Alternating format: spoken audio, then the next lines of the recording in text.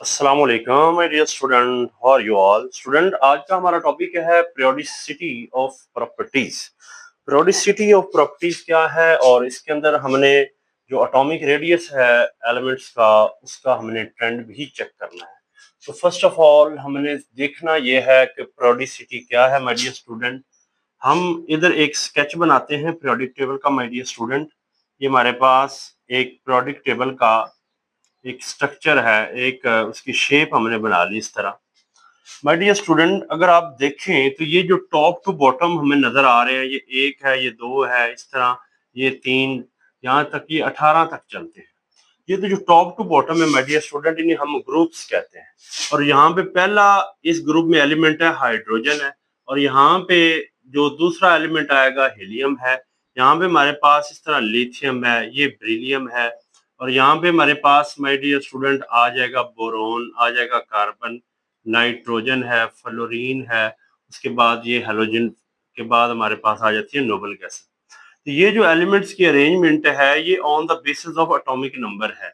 इसका atomic number 1 है तो इसको पहले रखा गया, इसका एटॉमिक नंबर 2 है इसको बाद में रखा गया। लिथियम का हमारे पास 3 है, इसका एटॉमिक नंबर 4 है, 5 6 7 8। और हमारे पास उसके बाद यहाँ पे जो इसका 7 है, हमारे पास कार्बन का 6, नाइट्रोजन का 7 सॉरी, और ऑक्सीजन का हमारे पास 8 है। और यहाँ पे फ्लोरीन आ जाएगा, इसका एटॉमिक नंबर 9 है, और फिर नियोन आ जाता है 10, फिर सोडियम आ जाता है 11। तो अब जरा गौर से देखें कि एलिमेंट्स को लेफ्ट टू राइट तरतीब दिया गया है। ये जो लेफ्ट टू राइट तरतीब चल रही है इन्हें हम पीरियड्स कहते हैं। और ये जो तरतीब बन जाएगी तो टॉप टू बॉटम जो आएंगे माय डियर स्टूडेंट्स, वो हमारे पास ग्रुप्स बन जाएंगे। अगर हम देखें तो जो लिथियम है और सोडियम की प्रॉपर्टीज एक जैसी हैं। बेरिलियम के बाद जो मैग्नीशियम आएगा, इनकी काफी फिजिकल और केमिकल प्रॉपर्टीज आपस में मिलती हैं।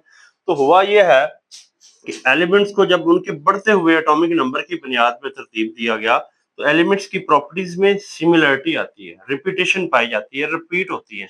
यानी कि लिथियम और सोडियम तक जब हम आए हैं, लिथियम का एटॉमिक नंबर 3 है और सोडियम का एटॉमिक नंबर 11 है, तो ये 8 एलिमेंट का गैप है। यानी कि लिथियम से हम इलेक्ट्रॉन एलिमेंट्स अरेंज करना शुरू हो गए, बेरिलियम, उसके बाद हमारे पास बोरोन, कार्बन, उसके बाद सोडियम की बारी है। ये खास वक्फे के बाद इस तरह एलिमेंट्स अरेंज होते हैं। उसके बाद यहाँ पे पोटाशियम आएगा तो ये मैग्नीशियम और ये एल्यूमिनियम और इस तरह ये एलिमेंट अरेंज करेंगे। फिर रुबीडियम आ जाएगा तो ये सारे एलिमेंट जो बीच में आते हैं वो अरेंज करेंगे। इसका मतलब एक खास गैप आ रहा है, तो गैप के बाद जो एलिमेंट ग्रुप में आएंगे, जैसे यहाँ पे कैल्शियम आएगा तो मैग्नीशियम, कैल्शियम और बेरिलियम की प्रॉपर्टीज मैच करेंगी। एल्यूमिनियम, गैलियम, इनकी काफी प्रॉपर्टीज मैच करेंगी। कार्बन के बाद सिलिकॉन आएगा। तो ग्रुप वाले एलिमेंट्स की properties my dear student repeat होती हैं जब एलिमेंट्स को उनके एटॉमिक नंबर के बढ़ने के लिहाज से लेफ्ट टू राइट तरतीब दिया जाए। यानी कि when the elements are arranged on the basis of their increasing atomic number, then there is a repetition of chemical properties. तो ये चीज हमारे पास पीरियोडिसिटी कहलाती है। वो केमिकल प्रॉपर्टीज कौन सी हो सकती हैं? उनके केमिकल रिएक्टिविटी की बात हो सकती है, उनके वैलेंस शेल के इलेक्ट्रॉन हो सकते हैं, उनकी ऑक्सीडेशन स्टेट हो सकती है। इस तरह करके ये काफी प्रॉपर्टीज हैं। तो यही बात है, इसी को ही पीरियोडिक लॉ कहते हैं। इनके the physical and chemical properties of the elements are periodic function of their atomic number.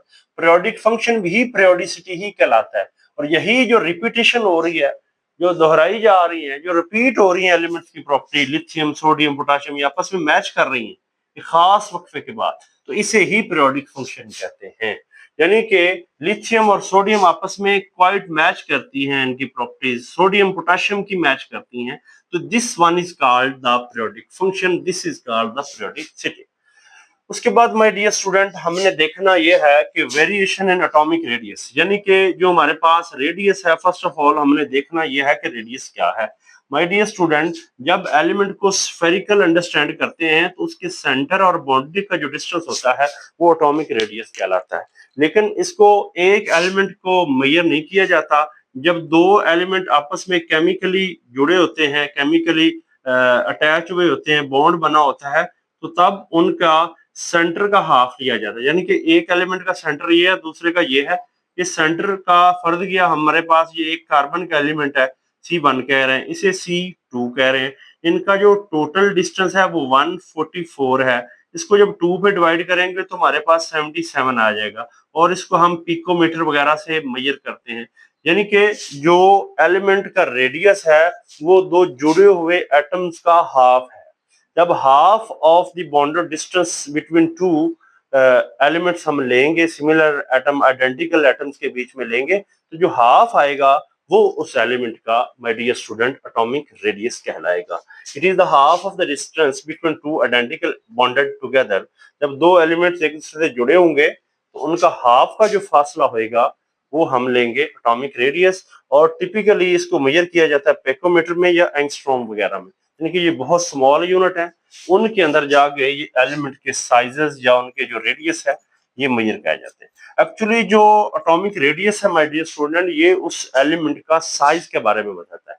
यानी कि अगर देखा जाए जो एटम का सेंट्रल पार्ट है दैट इज न्यूक्लियस, तो न्यूक्लियस के अराउंड इलेक्ट्रॉन इस तरह मूव कर रहे होते हैं शेल्स के अंदर, एनर्जी लेवल के अंदर। तो सेंटर से ये जो बाउंड्री का फासला होगा, कोई एलिमेंट छोटा होगा तो उसका रेडियस कम होगा, किसी एलिमेंट के अंदर इलेक्ट्रॉन प्रोटॉन ज्यादा है उसका रेडियस बढ़ता जाएगा। तो ये अब हमने माय डियर स्टूडेंट इसका ट्रेंड चेक करना है, पीरियोडिक टेबल में इसकी वेरिएशन देखनी है। तो फर्स्ट ऑफ ऑल हम देखते हैं अलोंग द ग्रुप्स।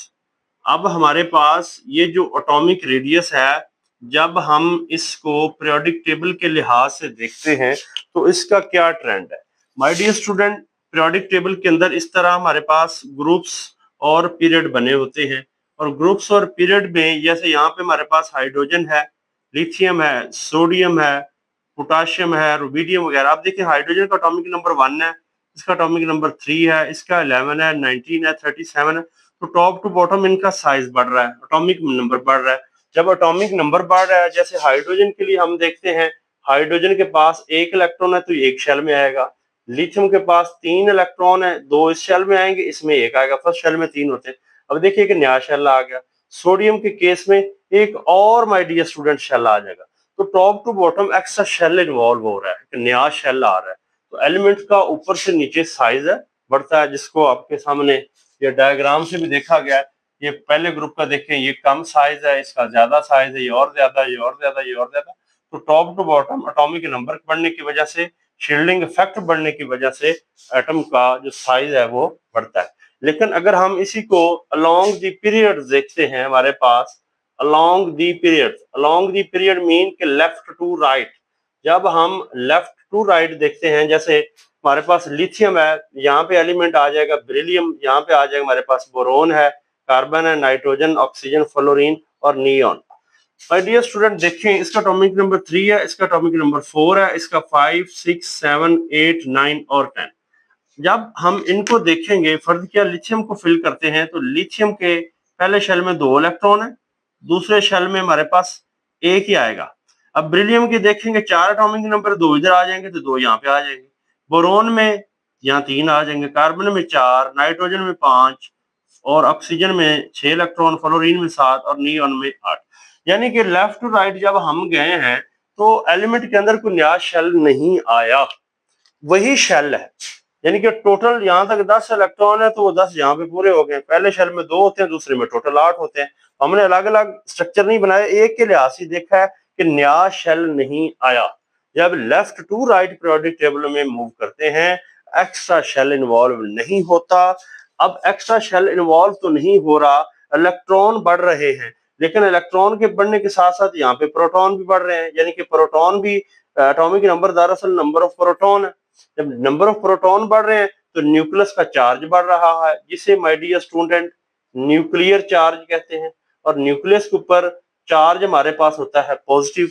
तो वो जो इलेक्ट्रॉन बेशक ऐड हो रहे हैं, शेल वही है, वो उन इलेक्ट्रॉन को अपनी तरफ खींच के रखेगा, पुल करके रखेगा। जब उनको ज्यादा खींचेगा तो एटम का स्ट्रक्चर सिकुड़ेगा, एटम का स्ट्रक्चर थिन पड़ जाएगा। यानी कि वो अपनी तरफ पुल करके रखेगा, विदड्रॉ करके रखेगा। तो लेफ्ट टू राइट एलिमेंट्स का जो साइज है, जो रेडियस है, वो कम होता है। यानी कि ये साइज रेडियस ज्यादा है, ये स्मॉल है, ये उससे स्मॉल है, ये उससे स्मॉल है, ये उससे स्मॉल, ये उससे। तो लेफ्ट टू राइट अगर देखा जाए तो एलिमेंट का साइज कम होता है, रेडियस कम होता है, क्योंकि न्यूक्लियर चार्ज बढ़ जाता है, एक्स्ट्रा शेल इन्वॉल्व नहीं होता। लेकिन टॉप टू बॉटम एलिमेंट्स के अंदर एक्स्ट्रा शेल इन्वॉल्व होता है, जिसकी वजह से उनका रेडियस बढ़ जाता है, उनके अंदर शील्डिंग इफेक्ट बढ़ जाता है। न्यूक्लियस की अट्रैक्शन वैलेंस शेल के ऊपर वीक होती है। Left to right my dear student, जो शेल वही रहेगा, न्यूक्लियस पावरफुल होता जाएगा, एटॉमिक नंबर बढ़ेगा, इलेक्ट्रॉन भी बढ़ेंगे, प्रोटॉन भी बढ़ेंगे। प्रोटॉन का यानी कि न्यूक्लियस का चार्ज थिक होगा, इलेक्ट्रॉन का ऑब्वियसली नेगेटिव चार्ज होगा, लेकिन वो फासले उतने पे ही होंगे। तो अगर एक्स्ट्रा शेल होता तो वो दूर होते, तो न्यूक्लियस की इतनी अट्रैक्शन नहीं होनी थी, तो वो साइज बढ़ना था। लेकिन शेल वही है, क्योंकि सेकंड शेल में 8 इलेक्ट्रॉन है, तो यहां से गए तो हमारे पास एक ही शेल है। हर एलिमेंट का शेल अरेंजमेंट अपनी अपनी है, लेकिन हमने एक एक का स्ट्रक्चर नहीं बनाया, एक के लिहाज से यहाँ उनको फिट किया है समझने के लिए। इस वजह से एटम का जो साइज है वो जब पीरियोडिक टेबल में यानी कि रेडियस है वो डिक्रीज होता है, टॉप टू बॉटम इंक्रीज होता है, लेफ्ट टू राइट डिक्रीज होता है। इंक्रीज होने के पीछे एक्स्ट्रा शेल इन्वॉल्व होता है, डिक्रीज होने के पीछे न्यूक्लियस का जो न्यूक्लियर चार्ज है वो बढ़ जाता है। ये पीरियोडिक ट्रेंड है एटॉमिक रेडियस का। एक पहली हमने एक फिजिकल प्रॉपर्टी एलिमेंट्स की देखी है, और दूसरी बात हमने नोट किया कि पीरियोडिसिटी क्या है या पीरियोडिक फंक्शन क्या है। This is quite interesting one my dear student. I am very hopeful कि आपको ये टॉपिक बहुत अच्छे से समझ आया होगा। Thank you.